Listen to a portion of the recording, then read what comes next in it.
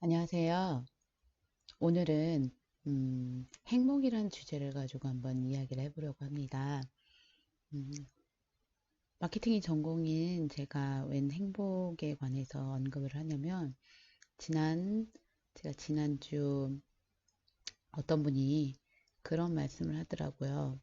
음, 우리가 지금 코로나가 굉장히 심각한데 기점을 나눌 때 코로나 이전과 코로나 이후, 코로나 이전의 경제와 코로나 이후의 경제, 코로나 이전의 세계와 코로나 이후의 세계, 코로나 이전의 나와 코로나 이후의 나로 나, 나뉠 만큼 코로나가 전 세계, 나뿐만 아니라 전 세계 사람들에게 굉장히 많은 영향을 주었는데요.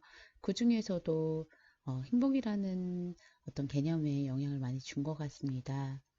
왜냐하면 개인적으로 봤을 때 예전에 누리던 어떤 간단한 것들, 일상적인 것들이 이제는 누릴 수 없는 상황이 되었잖아요. 예를 들면 아이들 같은 경우는 학교를 가는 것이 당연했고 어쩌면 더 싫었을 수도 있는데 지금은 친구들을 만날 수 있는 통로인 학교를 가지 못하고 어른들 같은 경우에는 오갈 때 항상 뭐 다른 사람 아이들도 마찬가지죠. 마스크를 써야 하고 엘리베이터 안에서도 써야 하고 심지어 편의점에 들어갔는데 어, 기록을 해야 되더라고요.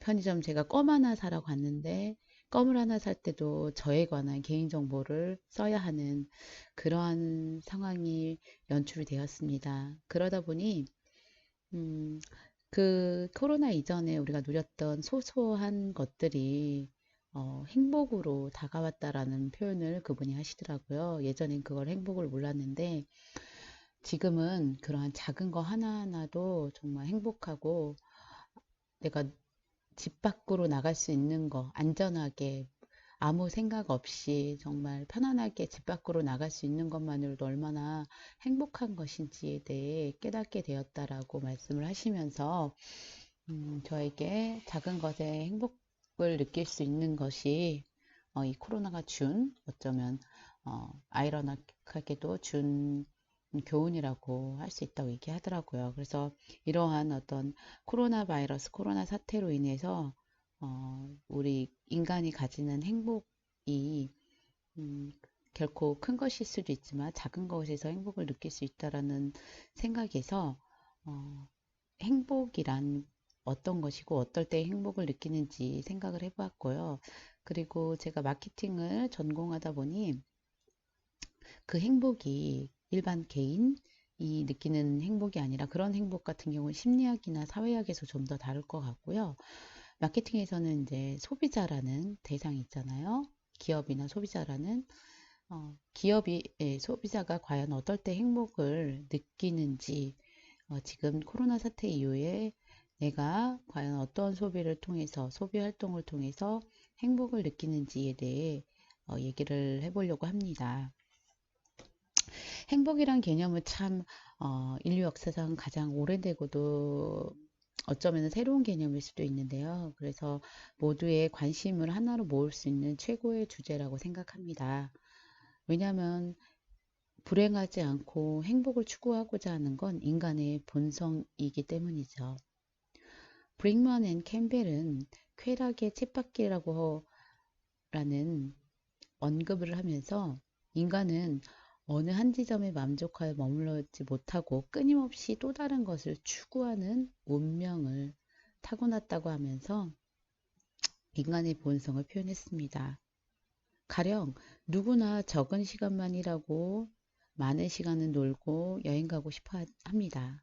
그래서 시간을 절약해주는 각종 기술과 기계가 발달했음에도 불구하고 인간 행복이 더 증가했느냐? 그렇지 않다라는 거죠. 그런 것을 보면 인간에게 행복은 영원한 갈구의 대상인 것 같습니다. 이와 관련해서 최근에는 경제학 혹은 진화 심리학, 소비자학, 마케팅 및 뉴로사이언스 분야에서도 소비자 행복에 대해서 굉장히 흥미로운 연구들이 속속 진행이 되고 있습니다.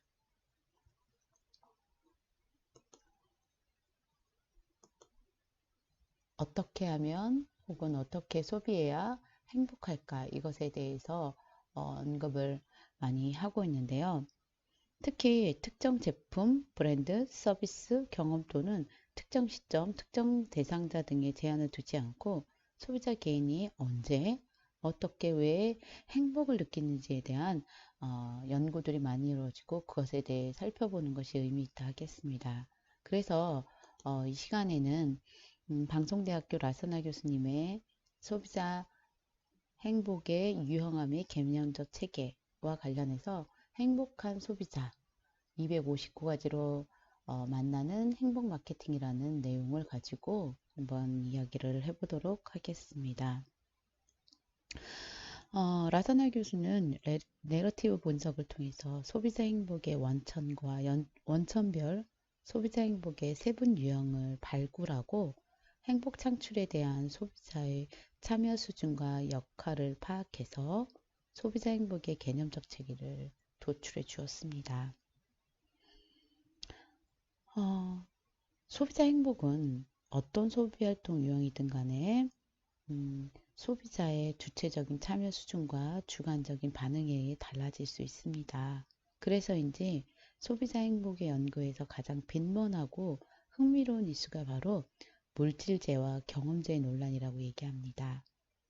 물론 대부분의 연구 혹은 우리가 일반 소비자라고 입장에서 본다 해도 물질재, 즉 내가 어떤 물건을 사는 바인 곳보다는 경험재, 즉 doing goods, 내가 어떠한 행위를 하는 것에 더 행복감을 느낀다라고 대부분의 연구나 저희들도 느끼고 있습니다.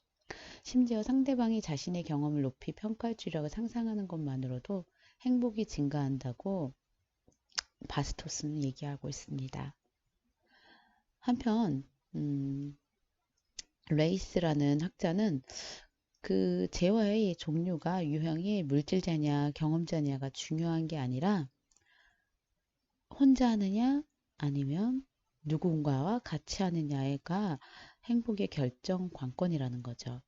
즉 물질재냐 경험재냐보다 그 물질재를 혹은 그 경험재를 혼자 소비하느냐 여럿이 소비하느냐에 따라 행복이 달라진다고 합니다.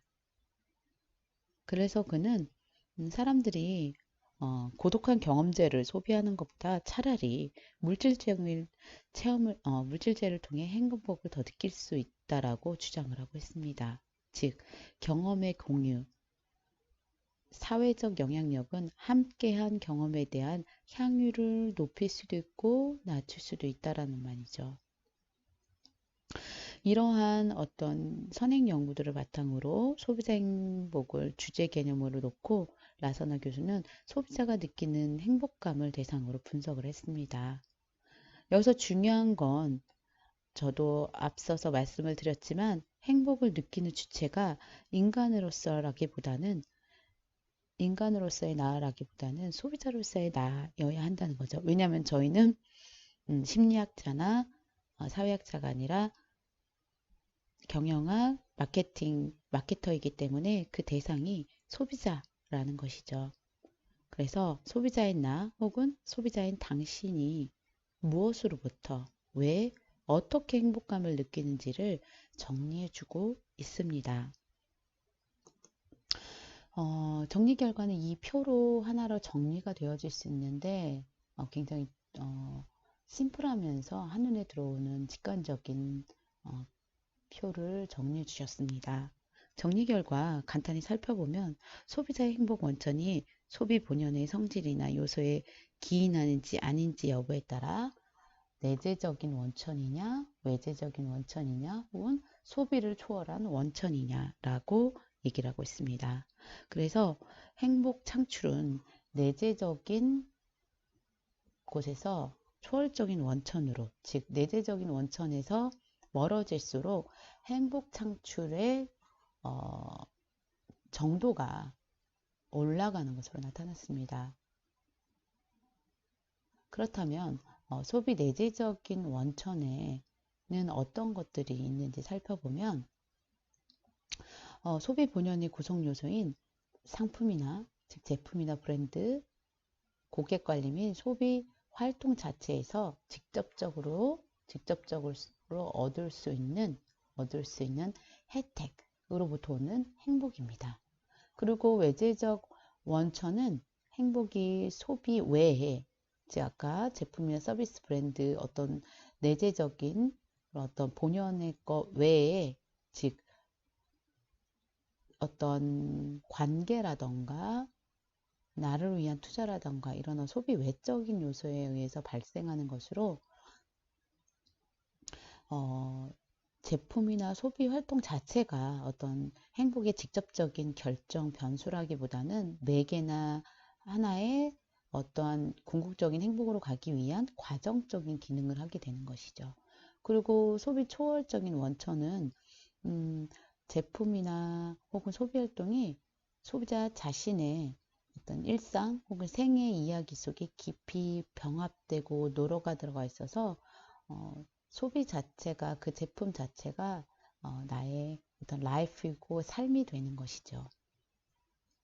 그러는 한편 소비자 행복의 유형을 그 세부적으로 각각 3개에서 2개, 3개, 4개 정도로 유형을 세분화하였습니다.